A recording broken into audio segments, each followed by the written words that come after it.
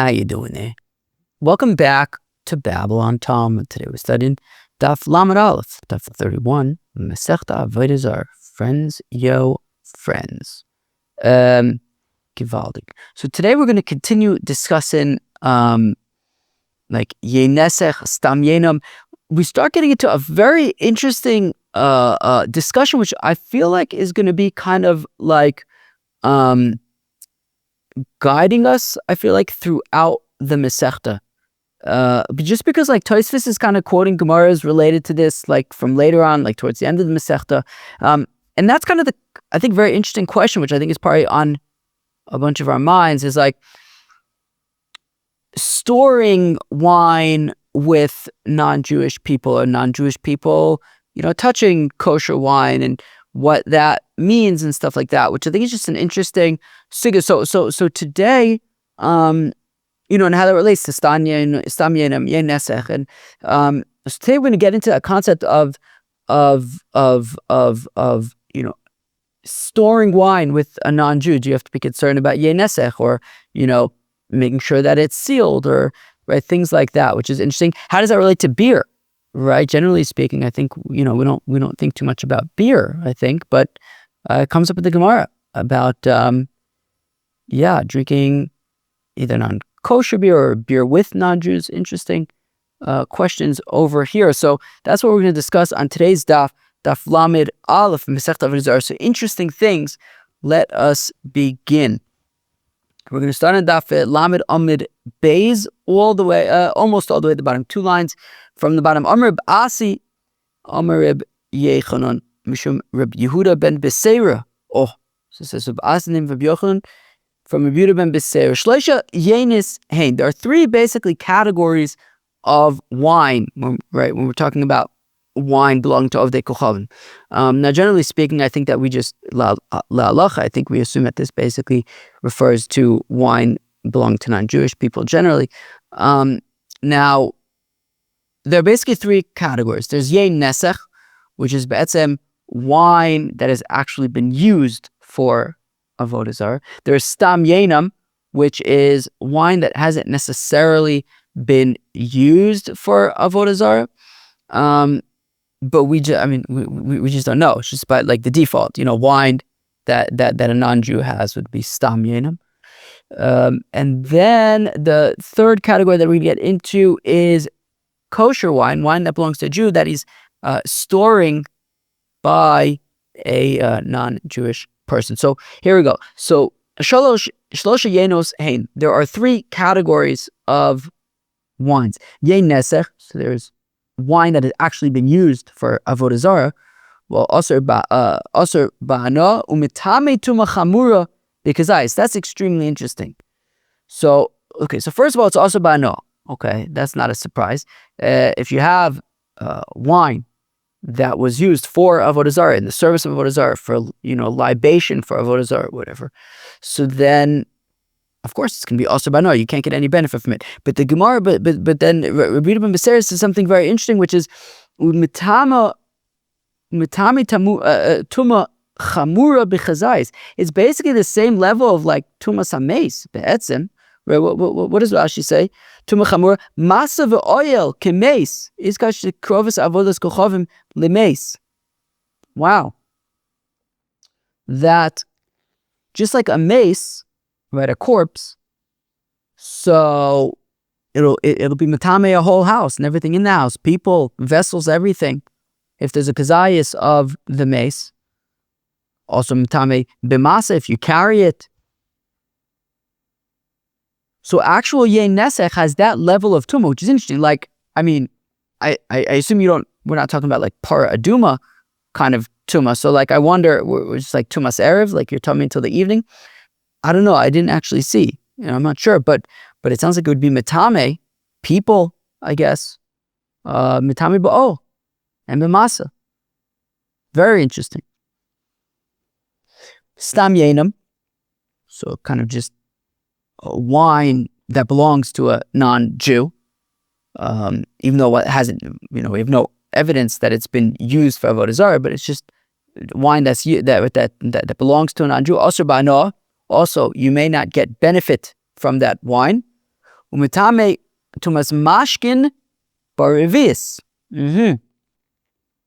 So by stam yenam, it would be tame tumas mashkin baravis. Basically, it's a rishon l'tumah. The equivalent of if like if a sheretz would, a dead sheretz is a ava tumah, so if it would touch this wine, it would become a rishon l'tumah, which could be metame ochlin umashkin. So we're talking about that level. If there's a revius of this wine, if there's a revius of stam yemnum, so it could be metame ochlin umashkin. It's also bano, it could be metame ochlin umashkin. And the third category, hamafkid yeno eitzel oved kochom. A person, right, a yid, takes his, takes a bunch of bottles of wine, takes his wine, and he stashes it with an oved kochavim. So in that case, also b'shtia, you can't drink the wine. Now this is where it gets super interesting, in my opinion, but also, I'd say, somewhat not clear. And I have a feeling that this is going to sort of continue with us throughout the Masechta, as like a theme throughout the Masechta, I think, or at least at different parts in the Masechta. So if you leave wine with a non-Jew, so we say over here, also b'shtia, umuter ba'ano, that you can no longer drink, you can't drink it anymore. Right? We're gonna get into what, under what circumstances. We're gonna see it as machlokes. It's very interesting. But for now, it sounds like if I just take some bottles of wine and I leave it by a non-Jew, so it's not going to be asur ba'ano, but I won't be able to drink it. Now, I feel like there are questions in terms of like, can I go to a wine, do I have to go to a kosher wine store? What if there's just what if I go to the supermarket? What if I just go to like the supermarket and buy, they have kosher wine there, and the owner of the supermarket isn't necessarily Jewish? What if it's a wine shop that isn't Jewish, right? Here in Eretz Yisrael, so things are owned by Yidden. But I was just in America, right? Where my parents go shopping for wine, at least sometimes. It's not a kosher wine store. They have everything, including kosher wines. So, so what happens there? Very interesting shaila. So we're saying over here, also b'shtia, you can't drink it. And so now the question is, it's part of the question. Again, there's like lots of questions here. What does it mean that you're stashing your wine by an oved kocham? Our bottles of wine are closed, right? They're corked. Even around the cork, there's also like that kind of like foil, maybe you could say, I don't know, like that metal kind of like thing around it that you take off, that you kind of use the knife to kind of cut off, and then you open with the cork. So I don't know, in my mind that could likely be considered like a double seal of sorts, right? Because if that outer layer wasn't there, you'd be like, wait, where's the outer layer? This is weird, right? I don't want that wine. I think if you got like a bottle of wine, if you went to the wine store and one of the bottles was like missing that outer metal layer, you'd be like, that's weird. Why? Like, I don't want this, right? It's like, so you got that outer layer and you have the cork. So anyways, I don't know. These are all just like very interesting things. So like, okay, when we're saying that he's storing the wine by the oved kochavim, maybe it's just like a barrel that you can, the oved kochavim could theoretically just like take some out of. Anyways, so for now we're saying that a person who leaves who deposits his wine with an oved kochavim, also b'shtia, you can't drink it. Muter ba'ano, but it will be muter ba'ano. Now, fact the Gemara about that, that a person who leaves his fruits with an oved kochavim, well, then we treat the fruit as though it were the fruit of the oved kochavim, meaning the shvius v'lamaiser. Right? That, if I have my own fruits and I already like separated trumas and maises and stuff, but then I leave it by an oved kochavim, so now when I take them back, I don't know, maybe he swapped them with his own fruits. So I have to re-separate trumas and maises. If it's shvita, I have to be concerned that it is kedusha shvius, and I have to treat it as such. So we see that by the fruits, when he leaves his fruits with the oved kochavim, now all of a sudden he has to assume that the fruit belongs, it's the fruit of the oved kochavim, that he swapped it. Well, if that's the case, then shouldn't we say the same thing over here as well by the wine? That he, if a Yid leaves his kosher wine with an Oved Kochavim, so then shouldn't we be concerned that we'd have to treat it in the same way that we treat the wine of the Oved Kochavim? It should be also bano. So answer the Gemara, Kigon sheyiche lo keren zavis. Interesting. Well, we're talking about a scenario where he didn't just give it to the Oved Kochavim and leave. The Oved Kochavim gave him his own special room with its own lock, and he had the Yid had the key. Okay, so now it's interesting. So now, basically, you have this Yid who left his wine with an Oved Kochavim, but he had his own room. Maybe it's like a storage thing. I don't know. Maybe you could say this. Oved Kochavim owns like a storage facility, and you get your own room with a key, and you put your wine in your own room. You have your own key. So because that's what we're talking about, it's not like it belongs to Oved Kochavim because you had your own designated area. If that's the case, but if we're talking about where you had your own key, you had your own area with your own key, well then it should be completely mutter, right? If I take my wine and I leave it in some kind of a storage area with my own key, so why is it also b'shti? I can come at a later date, take out my wine and drink it. So Rabbi Yechanan is after all. Rabbi Yechanan iklo lefarvid went to a place called Parvid, which was the place where Bar Kapara was from, right? Yeah, Mokum Shel Bar Kapara, says Rashi. V'niftar Bar Kapara, but he's already gestorben, says Rashi. So Parvid was the place of Bar Kapara. Omar, when Rabbi Yechanan got to Parvid, he says, wow, gewaldig, I'm in Parvid. This is where Bar Kapara is from. He says, Klum yesh Mishnah's Bar Kapara. Can anybody tell me a vort from Bar Kapara? I'm here in Parvid. Somebody, this must be the Bar Kapara place. The Barka, right? So you go to Har Miron, you say, does somebody have some kind of teaching of Rashbi? So Rabbi Yechanan was in Parvid. He says, no, who's got a vort from Bar Kapara? So Tanale Reb Tanchum dem in Parvid. So Reb Tanchum from Parvid taught Rabbi Yochanan the following. Hamafkid Yeno Eitzel Oved Kochavim, that a Yid who deposits his wine with an Oved Kochavim, mutter b'shtia, he's taka allowed to drink it.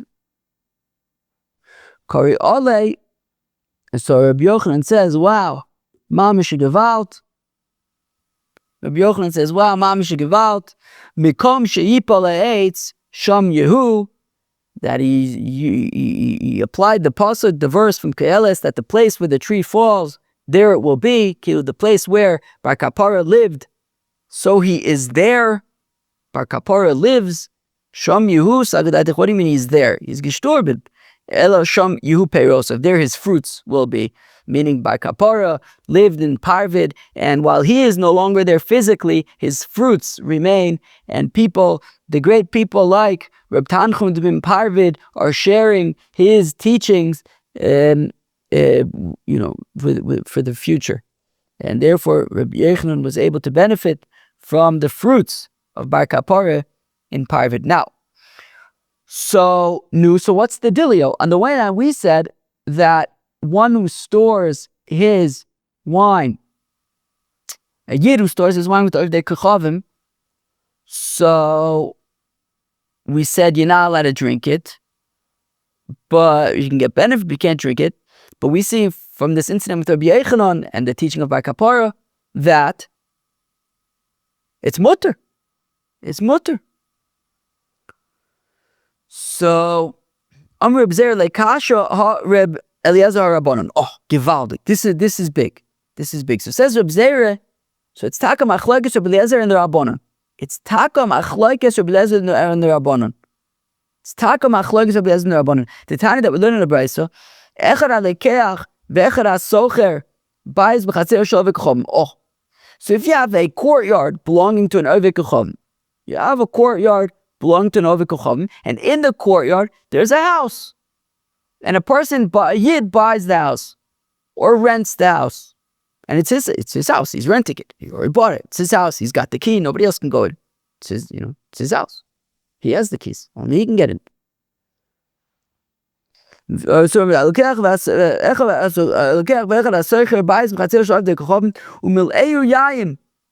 he fills up, he stores his wine in that house. In that house is his wine. And the Yid, who's renting or now owns the house, he has the key. Rabbi Eliezer Matish. Rabbi Eliezer says, okay, that's permitted. Like Rabbi Yochanan, with the with Parvid and the teaching of Bar Kapara. So Rabbi Eliezer says, yeah, it's permitted. The Yid has the key. It's permitted. But the Chachamim say, no. Chachamim say, don't do this. Don't do this setup. Don't rent or buy a house in the Chotzer of Novik Kochavim and stash your wine there. Don't do it. And therefore, that would be like Rabbi Ben Beser was saying above, right on the second line of the daf. You can't drink it. But you can't drink it. That's like the Chachamim say, also, don't do this setup. Gewaldig. Okay. So Machlokes Rabbi Eliezer and the Chacham. Amar Reb Chia Breid Reb Chia Bar Nachmani Amar Reb Chizda Amar Rav V'Amar Reb Chizda Amar Zeiri V'Amar Reb Chizda Amar Li Abba Bar Chama Hachi Amar Zeiri Halacha Reb Eliezer. That the halacha is taka like Reb Eliezer. This is Mamash Geval. Mamash Geval. Mamash Geval. That the halacha is like Reb Eliezer. That the wine of a Yid that is by an Novik Kochavim, so long as there is one lock. Now we had learned the other day about Chosam B'Soy Chosam. Tosfos talks about it. Chosam B'Soy Chosam. I don't know. From what I could tell, Tosfos is saying different things in different places. I'm a little bit unclear about what Tosfos' shot is. But anyways, we're saying the halacha is like Rabbi Eliezer, that the wine of a Yid with an Oved Kochavim, so long as there is one lock, mutter. Okay, so the Yid, according to Rabbi Eliezer, the Yid rents a house or buys a house in the Chotzer of Oved Kochavim. He puts his wine in there. He's got the key. That's enough. The key is mutter. Omer Rabbi Elazar says, Rabbi Elazar, so interesting. So we just saw machlokes between Rabbi Eliezer and the Chachamim. Now we get to machlokes between Rabbi Elazar and Rabbi Yochanan. Rabbi Yochanan holds like Rabbi Eliezer. Rabbi Elazar holds like the Chachamim. At least in the ratio. Okay. But it's just, okay, interesting. So we had Rabbi Eliezer and the Chacham, just, I guess, to clarify in our heads, right? We just saw machlokes in Rabbi Eliezer and the Chacham. Rabbi Eliezer says that one lock is enough for the wine. The Chacham say it's not enough. Now we're going to see machlokes Rabbi Elazar and Rabbi Yochanan. Now, Rabbi Elazar says, Rabbi Elazar, meaning again, so everything that needs to be guarded, one lock, one seal is enough. Chutz min hayayin. Except for wine she'ein mishtamer b'chosam echad. By wine, one lock is not enough. Okay, so that's like the Chacham, right? That one lock is not enough. If Rabbi Yochanan Amar says, Rabbi Yochanan, afilu yayin mishtamer b'chosam echad. Says Rabbi Yochanan, even wine, one lock is enough. Interesting, it says they don't argue. Tosfos talks about why does it say that they don't argue. Okay, but anyways, we won't get into that. That Rabbi Elazar is saying like the Rabbanon, that one lock is insufficient, and Rabbi Yochanan is saying like Rabbi Eliezer that one lock is sufficient. To those who say the machlokes is Rabbi Elazar says Rabbi Elazar kol mishtamer b'chosam b'soich chosam chutz min hayayin she'ein mishtamer b'chosam b'soich chosam. Oh, so according to this version of machlokes, says Rabbi Elazar, in general, a double lock, a double seal, is sufficient for other things that need to be guarded, maybe like different kinds of brines and stuff that might have wine in it. So for those things, a double seal is sufficient. But for wine, even a double seal is insufficient, according to Rabbi Elazar. Rabbi Yochanan says, Rabbi Yochanan, afilu yayin mishtam b'chosam b'chosam.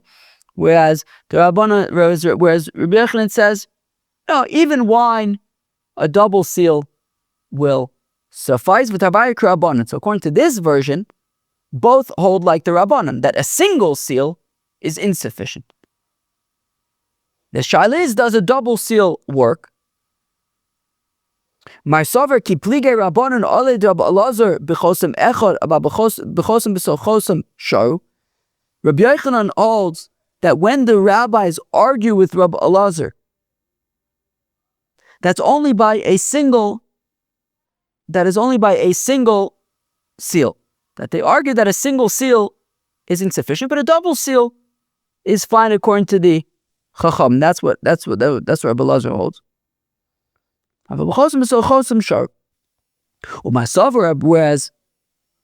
right, that's what Rabbi Yochanan holds. Whereas Rabbi Elazar holds,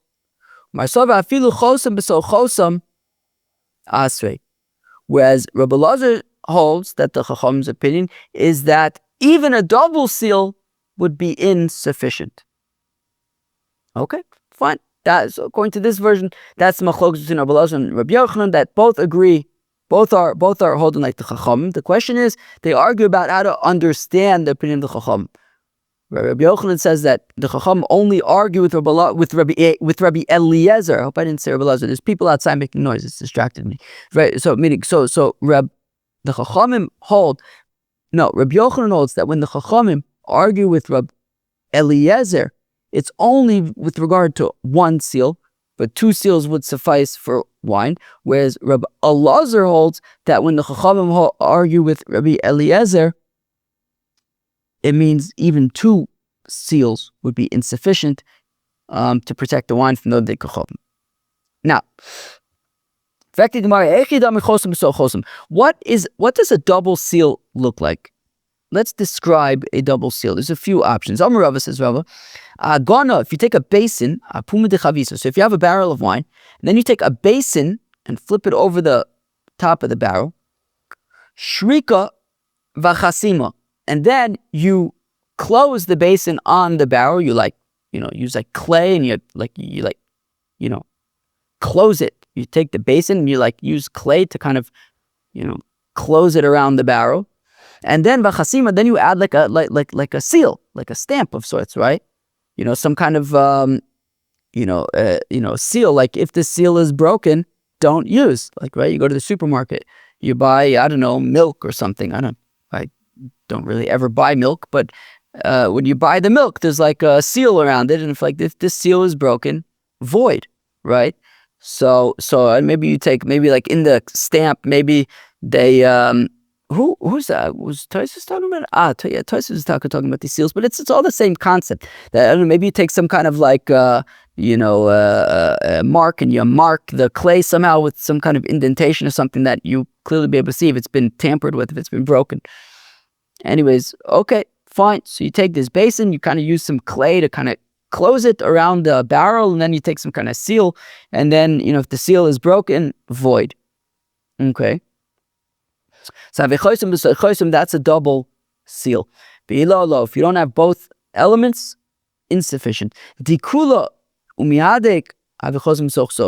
Alternatively, if the barrel was already kind of sealed, and then you take some kind of a basket, and a tightly fitting basket, and you tightly fit it over the barrel, so that would be considered a double seal. Lo miadik, but if it wasn't tightly on, it would be very easy to just kind of lift off, and so then that would not be considered a proper seal. Lo avechosam so chosam. It would have to be tightly on there. Node b'disakya, if you have some kind of a sack, and in the sack there is some kind of a flask. So you have a sack, and inside the sack is a flask. So chasimas piv lemata. So if so the sack is closed, and in the sack there's a flask, and the flask is closed and facing downwards, so that in order for the Chacham to extract the wine, he would have to open up the outside one, open up the bottom one, flip it over, open up that, meaning open up the outer one, then take the bottom one, flip it over, and then open that one up. So that, kind of all that effort, meaning that would be considered like enough of like a double seal. So but if the flask was facing upward, so you can just kind of open up the sack, and then there's the flask right there, and you could just open up that one. So that would not be considered a double seal.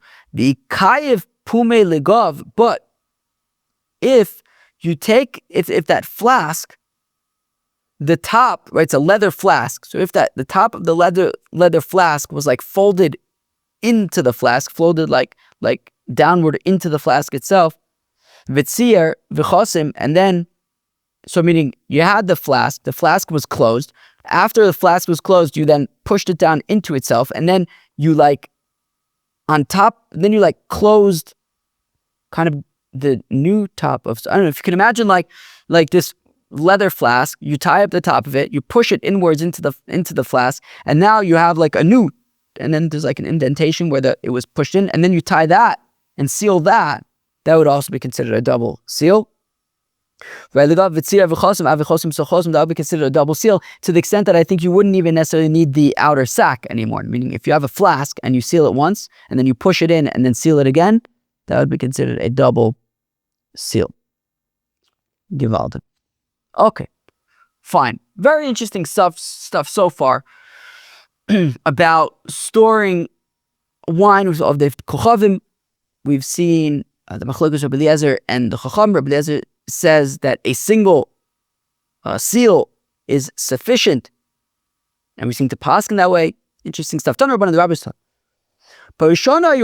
Initially, they would say, "Yain shel ein kushi, osir mipnei biras srika v'shel barkso osir mipnei kfar parshoy v'shel zagdur osir mipnei kfar shlim."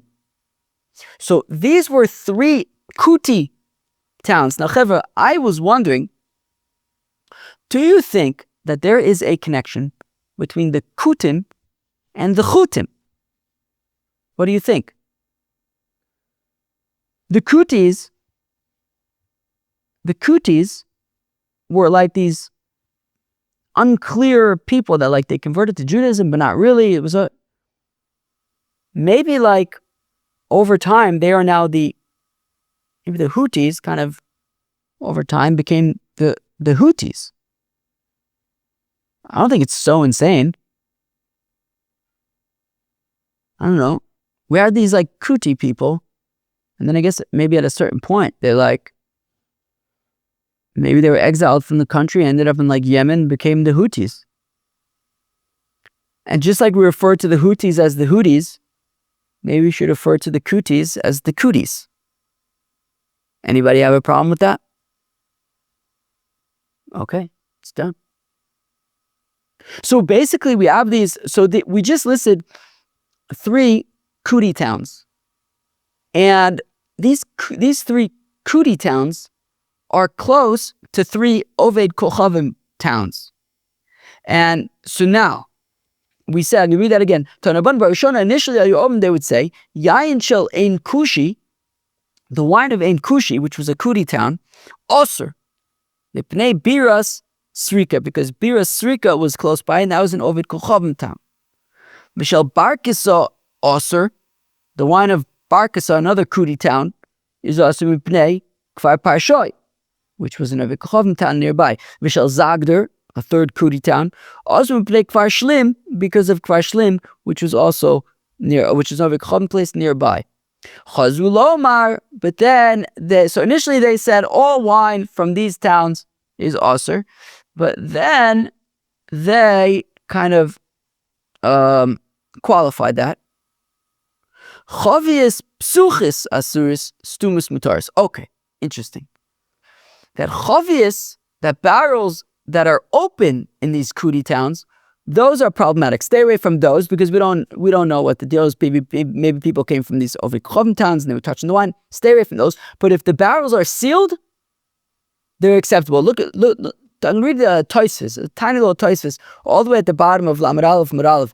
Stumis mutaris, v'afalpisha ein lecha stumis shlo hayu psuchas mitchila, that even though every sealed barrel at one point was an open barrel, but mikol makom kim chedaito lisosmon liskayim limko liyisrael, that by sealing the barrels, the indication is that the Koutis are sealing this barrel because they want to store it so that they could sell the wine to Yidden, right? They're there to store away to sell the barrel, right? He wants to store it away so it could be sold to the Yidden. So minter konatalu shapir ve'eno chavit yachshadu yisrael klal. So therefore, he's going to guard the barrel and make sure that there's not going to be any issues, no kashrus issues, right? He doesn't want that the Yidden should suspect him at all that this barrel is problematic. Therefore, this barrel they would guard very well. It's very interesting because, like, Koutis in general, we say about them that any mitzvahs that they did, they mamish went out of soch. Mamish, you could even be more trustworthy by those mitzvahs than even Yidden, right? I think it's Harbe also Yomi Yisrael even or something like that. Harbe Kpida, whatever. So we're saying, so therefore these barrels that are closed and, are set aside for use, because they want to sell them to the Yidden, you can assume that they were treated with the utmost, halachic whatever, to make sure that the wine would be sellable to the Yidden. They had an interest in protecting it and making sure that, none of the Yidden would have any hava, means that there would be issues with it. And this concept of like storing away wine or not really, yes, wine, but also as we're going to see, when are we going to see this? At the end of today's daf. We're going to see also like this concept of when something is stored away for long term and how that's, and the implications for what you can assume. We'll get to other examples later on. I think that, okay. But for now, at least, we see it now with the wine of the Koutis, that because they're storing it away long term, you could assume that, a precaution that they took was that they wouldn't allow any Ovdei Chum to tamper with it, because the storage of it was because they want it for the Yidden to sell to the Yidden, and therefore they don't want any problems, and therefore it is permitted. Now,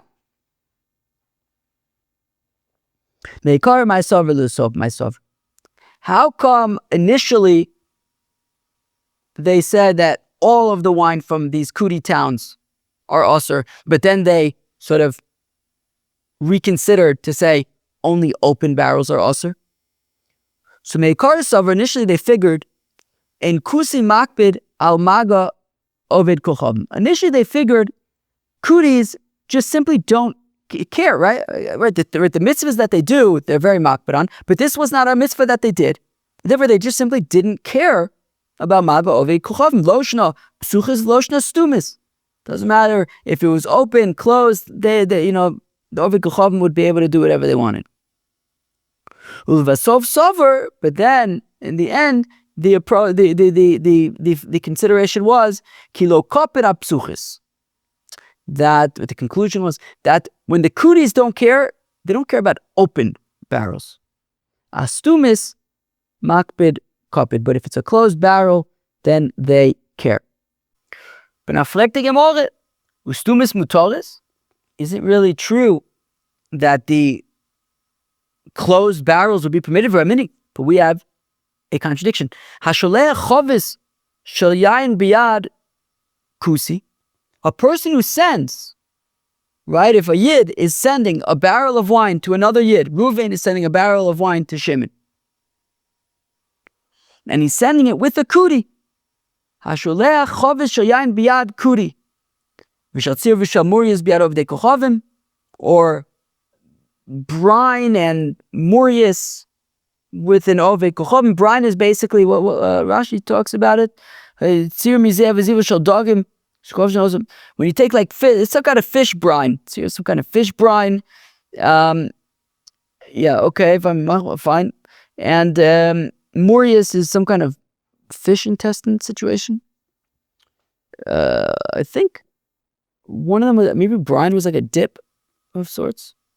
Anyways, so biyad of the chom, that those are some of the chom. Imakir chosmo visitumo mutter. if the recipient recognizes the seal on it. So, okay, if Reuven sends a barrel of wine to Shimon with Levi, right? Reuven says to Levi, can you bring this barrel of wine to Shimon? So Levi delivers the barrel of wine to Shimon, and Shimon can drink it. So, but we see that's not the case by a Koutis. Shimon would have to recognize a seal that it came from Reuven. So we see that we don't trust Koutis even with closed barrels. Again, a person who sends a barrel of wine with a Koutis, Rashi says, Kol shekain over kochavim. Tosis, I think, Tavka Kosher learns differently, but Akoponim, he says a barrel of wine with a Koutis, Shaltzir v'shamurias, that of the kochavim, or brine or murias with an of the kochavim. Imakir chosamo v'situmo. If Shimon, the recipient of the barrel, recognizes the seal or the closure from Reuven mutter, imlav aser, otherwise it's aser. So we see that by default, closed barrels with a Koutis is not okay. Reb Zera says, Reb Zera lekasha kan ba'ir kan baderech. Interesting. So Reb Zera says, well, there's a distinction. If it's inside the city, right? We were talking about the cities before, right? Ein Kushi, Barkisa, Zagdur. In the cities, if the barrels are closed, then, right, so then you can assume that if the barrel is closed, nobody's getting into those barrels. Well, what does Rashi say? Ba'ir, says Rashi, Kapid kusi de sava hashta naga ove kochavim biyeni v'lo zabni miyeni. Right, in the city, there's people around, and he's concerned. He doesn't want anybody to see that.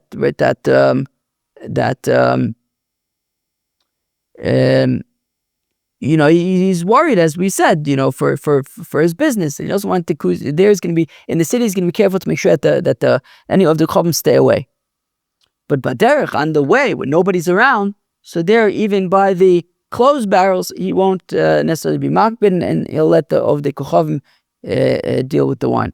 Now, maskif law, Rabbi Yirmiyah has a kasha, midi hanach de'ir lo baderech also, but any barrel that's in the city, right? There's no vineyards in the city, right? Right, the wine was prepared outside of the city and transported to the city, which means at some point, even this wine, these closed barrels that are in the city, at some point they were baderech. And if at that point we assume that they're aser, well, then even when they get to the city, they remain aser. So Ela Amar Rabbi Yirmiyah rather says Rabbi Yirmiyah ben Agitos shaninu. Actually says Rabbi Yirmiyah that when are the closed barrels permitted? In the vineyard. By the cellar, by the vats, by the vineyard. That since there's a lot of people around there in the vats, there's a lot of people in the vineyard, Mirases, the Koutis, would be scared to allow the Ovdei Kochavim to get close. He wouldn't want anybody to see. It would be a big scandal, and his business would tank. So he figures that at the vineyard with his people around, if he allows the Kochavim to get close to the wine, somebody's going to find out, and there goes his geschäft, there goes his business. Therefore, at the vats, he's going to be makbid that any closed barrels remain untouched by the Kochavim. Now, frag the Gemara, Itmar, mipnei ma asu shecher shov the Kochavim. Interesting. Why did they say that the beer of Ovdei Kochavim is aser? So we generally, when it comes to beer, I'm not aware that we're makbid that the beer of Ovdei Kochavim is aser, or even necessarily drinking beer with Ovdei Kochavim. But maybe I'm just wrong about that. We're going to learn more of the Gemara. But Tosfos Taka says, about 5-10 lines into the wide lines of Tosfos, Isur Sheikhar lo matzinu lo b'mishnah v'lo b'braisa. Tosfos says that the Isur about beer, it's nowhere in the Mishnah, nowhere in the Braisa. V'shema b'mei amorai masu. Maybe during the period of the Amoraim, they made it Aser. Very interesting. Tosfos points out that this isn't found anywhere in the Mishnah Bryce by the beer. So again, so why did they say that the sheikher of the Avdei Kochavim is Aser? So two reasons. Two meaning I think it's an either or. Rami bar Chama Amar Rabbi Yitzchak mishum chasnus, out of concern for intermarriage. Kilu, if everybody's sitting around drinking beers, having a good time, Yidden, non-Yidden, what happens when you see the non-Yid's daughter and she looks like she could be a good wife? That could end up leading to intermarriage. And fine. Rav Nachman Amar mishum giluya. Whereas Rav Nachman says the concern is because of Giloy that we learned about. I don't even remember what day is what. I've been traveling. I don't know what was it yesterday, the day before. I can't remember. But that we're concerned that the beer was revealed and snake venom got into it. Frag de Gemara, Gilu demai. What are we concerned about snake venom? If we're concerned about, when it was like beering, when it was being, brewing, fermenting, that whole thing, it was left open and snake venom got in. Well, we also leave it open while it's brewing, or what was the other word I said? Fermenting and that kind of stuff. Well, when it's in the barrel, but we also don't have a problem leaving the beer exposed when it's in the barrel, right? The snakes aren't interested in beer. Well, it's talking about a place where the minhag was that they would leave the water that was used for the beer, they would leave that water to settle. They would want it to become clear water and let everything settle to the bottom. And while it was settling to the bottom, there was a concern that it may have been left open. So by the Avdei Kochavim, since they're using water, right? Well, in places where they use water that they allowed to settle, so then there's a concern about Gilul. Amiyata Yoshun Tishtu. If that's the case, then old beer should be permitted. Because Rebbe says Yoshin mutter ein manui choliyashin, that if this water was left exposed and venom got into it, well, then the venom would prevent the beer from aging properly. It would turn to vinegar, it wouldn't age. So if the concern for sheikher of the Kochavim's giloy, well, if it's old beer and it's still good, then that's an indication that it was that there's no venom in it, because it would have ruined it. So and old beer should be okay. Hichmitz mutter, also if the beer turned to vinegar, it should be permitted. Eino manicho lahachmitz. Wait, what? Oh, interesting. Okay, so I guess it wouldn't, because it says it doesn't turn into vinegar. Okay, but okay, it's fine. But it wouldn't age well, I guess, right? So if there was venom in it, then it wouldn't age. So we said, well, if it's aged, so then it should be okay. Also, if it turned to vinegar, I guess the venom would not allow it to turn to vinegar. I guess it wouldn't age, but also not turn to vinegar. And if it became vinegar, it should be permitted, because if there was venom in it, it would not have become vinegar. Okay.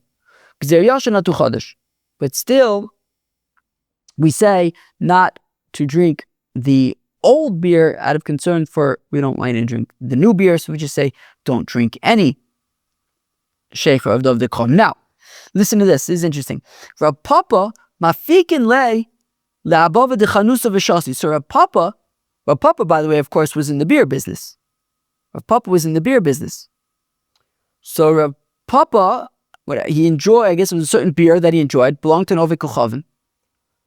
So now, what he would do is, he would drink the beer, but he would have the Avdei Kochavim bring it out of the store for him, so that he would drink it outside of the store and not be in the store and drinking with the other people in the store. Rav Achai Maisulei Leveise V'Shasi. Rav Achai would have them bring the beer all the way to his house, and he would only drink it in his house, far away from the store. And that's because both Rav Achai and Rav Papa understood, they held that the gezerah by beer was what it was about intermarriage, not because of Gilui.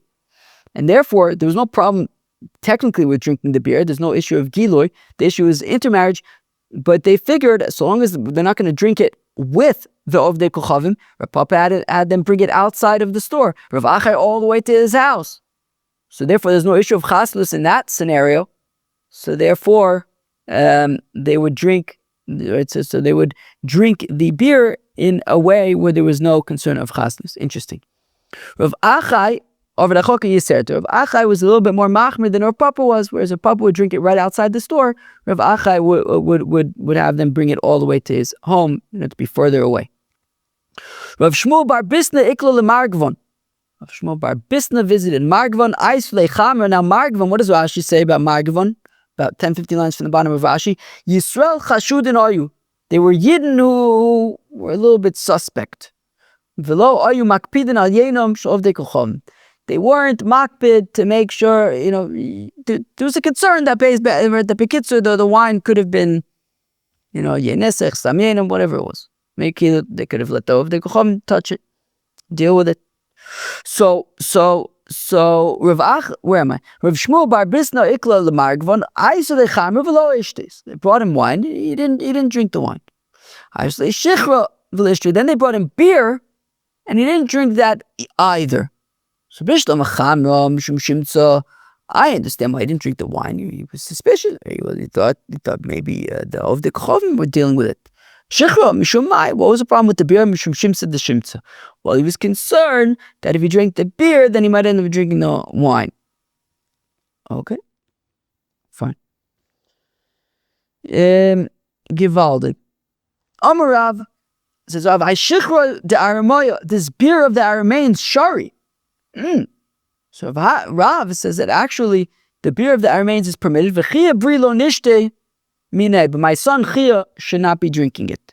One second, I don't understand. Shari l'chuliyam shari. What do you mean? If the Aramean beer is permitted, it should be permitted for his son Chia as well. Also, if it's not allowed, then it shouldn't be allowed for anybody, including Rav himself. Rav Sov mishum giluya. Look, Rab figured that the concern by the beer is the giluya, is that they used water that was exposed and the snake venom got into it. But the thing is, the bitterness of the hops in the beer counteracts the venom. Mostly. Because there's hearing. But the thing is, a person who's already sick, though, then he could have a negative reaction to, if there's venom in it. So yes, so it sounds like the hops mostly counteract the venom, but if you're sick, you could be sensitive to it. And Chia, my son, hold the lucky, since he's sick, you shouldn't drink it. Interesting. Now, does that mean that Rav's son Chia was like a sickly person? Is that what it means? Or is it saying that currently he's sick? I don't know. From the fact that Rav is saying that Chia, my son, shouldn't drink it, it sounds like maybe Chia bar Rav was maybe was ill. I don't know. It's interesting. Keep it in mind. See if it comes up anyone. All sheritzes, all the creepy crawly things have venom. However, shall nachash memis. Shall shrotzim memis. But it's only the venom of snakes that is deadly. The venom of the shrotzes is not. Amalei Shmuel l'chia barav, says Shmuel l'chia barav, bar Uriah, Talmud Chochem, the son of the Torah. What does Rashi say? I don't know. Does Rashi say anything on this? I feel like he might. I don't know. But I think the bar Uriah begin. Okay, new Ben Torah. Ben Torah. Okay, bar Uriah, Ben Torah. Where are we? Bar Uriah Tova the Aim Allah, come and I will tell you at this milsa ma'ayisa. Come, I will tell you a gavaldige thing that your father Rab said. This is what your father said. Ahani armoi zokaine. The shmenivdika Arameans, the avushasi shasu giluya vilomesu, that they drink revealed liquids and they don't die from it. Exposed liquids, they don't die from any potential venom. Because they eat creepy, crawly shkotzes and ramasses. Chavil gufire, their bodies are all warmed up from all the shkotzes and ramasses that they eat, that they can handle the venom of the snakes. Rav Yosef says, Rav Yosef, this is interesting because of the nafkaminas. That this beer that turned to vinegar, the Aramai of the Arameans is also the ma'arbe dordaya the nesech, because they add to the vinegar the dregs of their wine, which is a nesech, I think to just add volume to the vinegar. And therefore, because in their vinegar they have wine that they add, the dregs of the wine that they add to it, it's osir. Rav Ashi says, Rav Ashi, umei otzer shari. But from the barrels, if they were storing it away in the barrels, if they were storing away the vinegar, then it's permitted because because when you mix the dregs of the wine into the vinegar, it ruins the vinegar. And therefore, if you see them taking it out from storage, which means that they were storing it for long term, well, then they wouldn't have put any wine in it because that would have ruined it and prevented it from from being stored. So if you see them take it from the storage, then it's okay because you can assume that there's no wine because the wine would have ruined it. Now this is interesting because Tosfos says, what does Tosfos say? The last wide line of Tosfos, 4 lines from the top. Hilkach nira, says Tosfos, mutar liknos kol midei mashkim and ovdei kochavim. Therefore you could buy all types of drinks from the ovdei kochavim kagon, yen tapuchim, some kind of apple cider, I guess alcoholic. Umetutim, berry juices, also I guess some kind of whiskey or brandy of sorts. Uvilvad sheyareyu ayisrael moshech min hachabes, so long as the Yid sees him pull it out of the barrel himself, vafilu d'mein yukarim, even if they're very expensive drinks. Yoser min hayayin, they're even more expensive than wine. Divadelo erver yayin b'zol chachaves demaso kasari, because you can assume that they didn't put any wine into the barrels because it would ruin these drinks. Now, nowadays, of course, you don't go to the whiskey shop, they're not pulling out their own private stash from the barrels, but what's the point? I'm not going to obviously give any socks over here, but it's interesting to think about. The point here is that, well, if you could be certain that there was no wine put in there because it would have ruined it, and you could see that they're taking out from storage, so therefore there wasn't any wine, so therefore it's mutter. Maybe that's why you can buy whiskey. Just go to any alcohol store, liquor store, and buy a bottle of whiskey, because the whiskey, you can assume that comes from the barrel and it's there for a long term, and it's in the bottle and it's closed and sealed, and I guess you can assume that it was there for a long term. There's no wine in it. Tosfos even says at the end of Tosfos, about 5 lines before the end of that Tosfos, ve'in lesor mitam shemasim en amashka b'chovesh shoye bo yayin nesem. That's also an interesting kind of thing. I think it's going to come up in a few days, so maybe we'll get back to this discussion. But there's a whole shayla about sherry. I'm not giving any piskei halachas at all, but I feel like Tosfos is weighing in on that, right? Can you drink, right? Let's say you have whiskey in a sherry cask, right? So that was some kind of cask that maybe there was wine in the cask previously, and it's Macallan, I think, is sherry cask, whatever. Okay, I think that it's going to come up. Where's it going to come up? On Daf Lamed Daled, I think. So anyways, so this is just some kind of interesting stuff over here. So a lot of it's an interesting daf that it's starting to get some very interesting questions about wine, and of course we've been talking about yain mevushal, but now already we're talking about storing wine, of the kochavim interacting with wines. So today was daf Lamed Aleph. Masechet Avodah Zarah. The daf began with kind of categorizing wine into 3 categories. One being yain nesech, wine that was actually used for Avodah Zarah, stam yainam, and then we talked about storing wine with an ovid kochavim. We saw machlokes in Rabbi Eliezer and the Chachamim. Rabbi Eliezer says that 1 lock is sufficient. The Chacham say it is insufficient, but we seem to paskin like Rabbi Eliezer. We got into beers, drinking beer of Ovdei Kochavim. So is the issue with the beer itself, like Mishum Giluya, that the water was used that they could have gotten venom in it, in which case you can't drink it ever? Or is the concern about chasnus, in which case, as we saw by Rav Papa and Rav Achai, as long as they drink it on their own, it should be okay. So different, very interesting things, right? Different concerns about is the wine or the beer or whatever the spirit we're talking about is, if it's going to be an issue of Yainesach. So very interesting stuff here. Daf Lamed Aleph, Masechet Avodah Zarah. I hope you enjoyed. Peace out.